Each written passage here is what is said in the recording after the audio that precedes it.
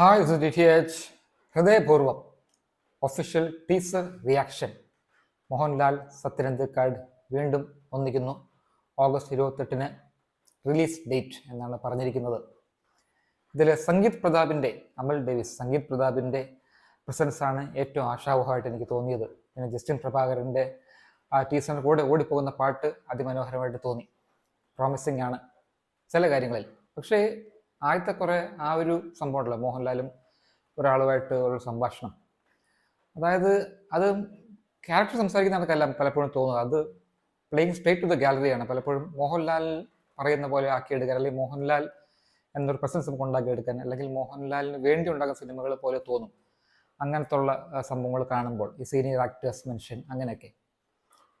പക്ഷേ മൊത്തത്തിൽ രസകരമായിട്ട് തോന്നുന്നുണ്ട്. വലിയൊരു സ്റ്റാർ കാസ്റ്റാണ്, പ്രോമിസിങ് ആണ്.